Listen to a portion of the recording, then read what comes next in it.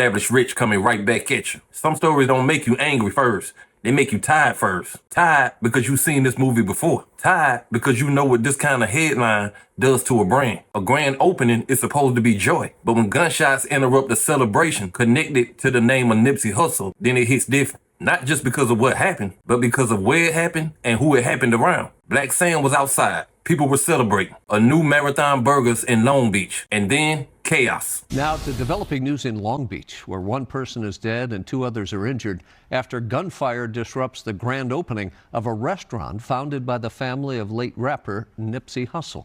Now, the opening ceremony was attended by the Long Beach mayor, Rex Richardson. Rapper Snoop Dogg was there. And tonight, law enforcement remains on the scene there as a search for a suspect. KTLA's Rachel Benetoff is live in Long Beach with the latest developments tonight. Hi, Rachel.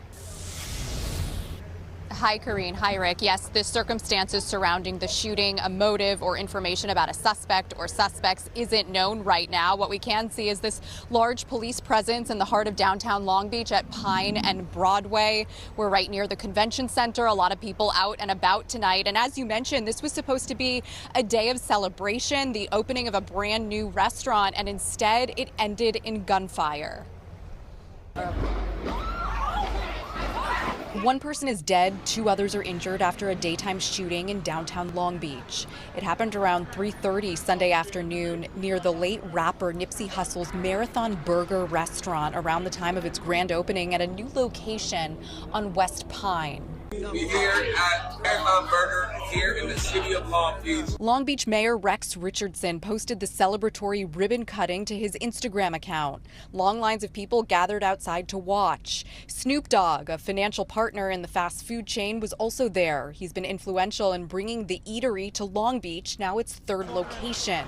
Not too long after this, and about a half a mile away, witnesses say shots rang out. Shots are being fired right now. More people are running, about 10, 15 seconds later. The whole wave of people that ran down there ran all the way back. It was literally chaos for like 10, 15 seconds. I ducked behind one of the little boards that you take photos on right there. 3 people in total were taken to the hospital. That's where 1 person died. 2 others are apparently in stable condition.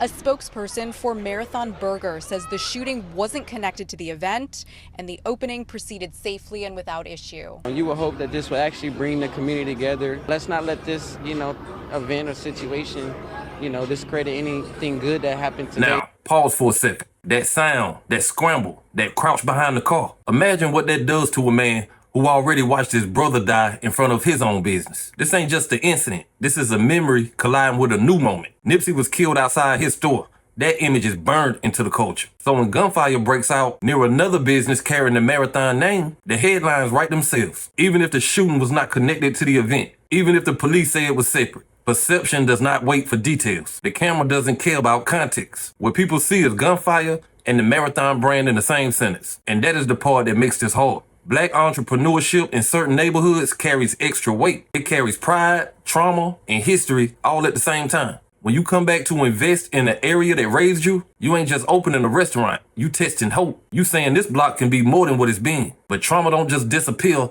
because you cut a ribbon. Violence has a way of attaching itself to geography. And geography doesn't care who your family is. It's a heavy question that sits under this story. How much does the community owe the people that come back to build? Not blame, not collective guilt, but awareness. Because when something like this happens, the national media don't say isolated incident. They say another shooting connected to ... And that connected to is what creates the stigma. Nipsey died in front of his business. Now a shooting happens near a new business connected to him. It don't matter that it wasn't directly tied. The brand now has to fight a feeling. And feelings spread faster than facts. I keep thinking about Black Sam crouched down behind that car. Not as a businessman, not as a public figure, but as a brother. As a man who already lived one nightmare connected to building something for his people. What does it do to your spirit when you try again and chaos still finds the zip code? That's not a rhetorical question. That's a real one. We seen young Dolph killed while supporting a local business. How do you feel?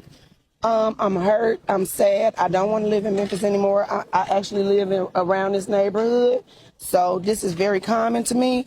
When whoever in Tennessee passed that gun law to let everybody carry a pistol, I'm pretty sure you cover murders every single solitary night. Am I lying? You do, right? Every day. I do. Okay, so who passed that law to let these kids come around and carry guns every day, open. And just to know, this superstar. This superstar that helped millions of people, that gave millions of dollars, that helped us to can come to Memphis on airways in his car and buy a pack of cookies without being shot and killed to death. And this is happening to regular people, let alone, even though he's a regular person, even though he's a mega superstar. Right. This is gonna grow into something even more. This is not the end. Wow. This is not the end. Wow. This is finna cause a slew of retaliations, because that was for nothing. That's a father, that's a brother, that's a son, that's a nephew. Other than being a superstar, that's somebody's child right there. That's somebody's nephew right there. We seen PNB Rock targeted while simply eating. Right now, TMZ reporting that rapper and Philadelphia native PNB Rock has died after he was shot inside a Los Angeles restaurant during an apparent robbery. Police say the shooter stole the rapper's jewelry before running off. TMZ reporting that PNB Rock had posted a picture of himself wearing expensive jewelry earlier today. And these stills are from the last video posted to his Instagram account only a few hours ago. Police say he was inside the R.I.C.H Chicken and Waffles this afternoon when an armed man came up and demanded his property. There was some sort of verbal exchange at this point. We are not able to get audio in the investigation. But then the suspect shot the victim several times. Witnesses say others inside the restaurant tried to save him, but he died at the hospital. PNB Rock, whose real name is Rakeem Hashim Allen, he died at the hospital. Originally from Philadelphia, worked with several artists, including Meek Mill, who just posted to his Instagram about the news, saying that his soul is burned with this news. PNB Rock was just 30 years old.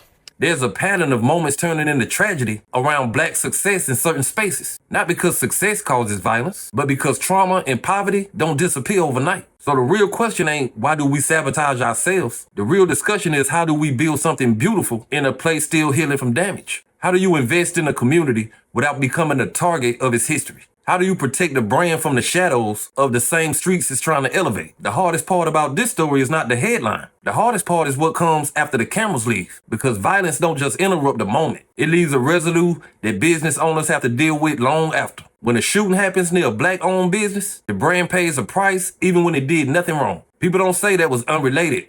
People say, I don't want to go over there. This is how stigma is born. Not from facts, but from fear. Marathon Burger did everything right. The event was organized, the community showed up, and the opening itself was safe. But none of that matters to a national audience that only sees chaos and a name they recognize. This is an unfair tax placed on black entrepreneurship in certain areas. You are responsible for everything around you, even things you don't control. A shooting 3 blocks away can become your problem if your name is big enough. And that's why I keep coming back to Black Sam. Imagine the emotional strength it takes to keep going after what he already lost. This is a man who did not walk away from the community after trauma. He doubled down and tried again. That takes courage that most of us will never have. But courage don't shield you from PTSD. When you seen your brother die in front of a store, every loud sound can become a trigger. Every police siren can bring back a memory. Every crowd can carry a question mark. Here's what led up to somebody getting shot and killed at Nipsey Hussle's Marathon Burger grand opening today. So everybody is there. Celebrities, fans. It's a family-friendly event until this one gang member showed up. He's a little turned-up Crip from the 80s in Long Beach, because this is a Long Beach grand opening. He showed up and he starts dissing all the enemies that walk in. He starts tripping. He really started gangbanging, right? He's calling them out their names. He's throwing up derogatories like gang signs. He's just wilding out. The enemies realized they outnumber him by a lot. They could easily crash him and get him out of there. But they went to Black Sam because they didn't really want to mess up the event. So they go over to Black Sam and they tell Black Sam, hey, this dude is being disrespectful. He's dissing. He's violating. Get him out of here because we don't want to crash him. While they talking to Black Sam, the little turned up 80 Crip got 3 homies. Black Sam is under the assumption of y'all getting off my premises. That's it. So once they walked them across the premises of the Marathon Burger, as soon as the 80s toes crossed the line across the Marathon Burger, they got blitzed. All the enemies blitzed them. It's like 6-1. I'll be real, bro. It's like four 80s and probably like 30 or 40 enemies, man. So they squabbling. So one of the 80s pull out a gun and they start shooting. But they didn't stop making guns when they made y'all's, man. The enemies had guns too. They pulled out their pistol. A gunfight happening. Bystanders getting hit. Somebody who's with Black Sam got shot in the leg. Two of the enemies got hit too. But the person who suffered the worst was one of the 80 Crips. He got shot and killed.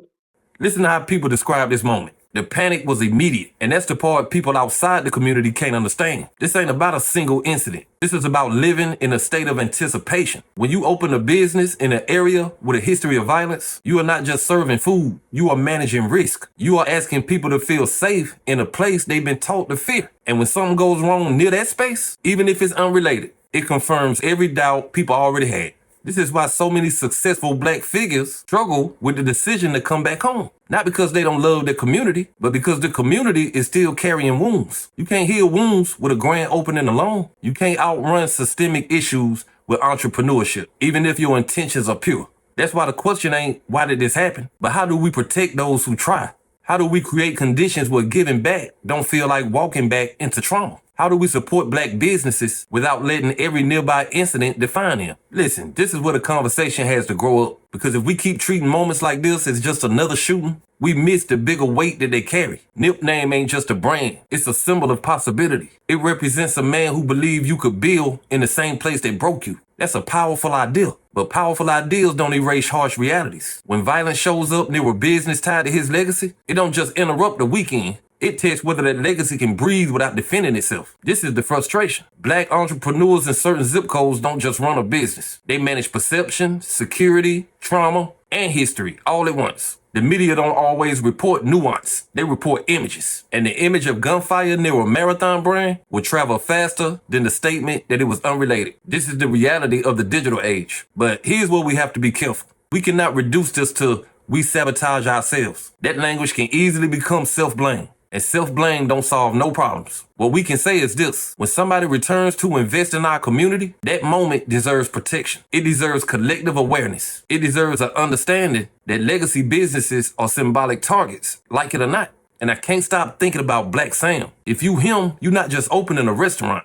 You define a memory. You are standing in a space that has already cost you your brother, and you saying, we still gonna build. That is not a weak move. That is a brave man. But bravery is exhausting when it has to be constant. When every milestone carries the possibility of chaos, you start to wonder how much strength one family is supposed to have. This is why these stories hit harder than the headlines. They force you to ask difficult questions about safety, about economic revitalization, about how long trauma can linger in a neighborhood even after success comes back to visit. It's easy to chill from a distance. It's harder to be the one behind a car when shots start ringing out. The Marathon brand has always been a long-term vision, about building slowly, intentionally. Long-term vision requires resilience, but resilience should not mean normalizing danger. If we truly want to honor what Nipsey stood for, the conversation has to move beyond symbolism. It has to include infrastructure. It has to include community coordination. This story is tragic because a life was lost. That should never be minimized. I do not believe the answer is to stop building. I believe the answer is to build smarter, and with the awareness that success attracts attention in many forms. Black Sam crouching behind that car was a human moment. Not a celebrity moment, not a brand moment, a human moment. And sometimes we need to see the human side of these stories before we reduce it to content. But hey, that's just my opinion. What's yours?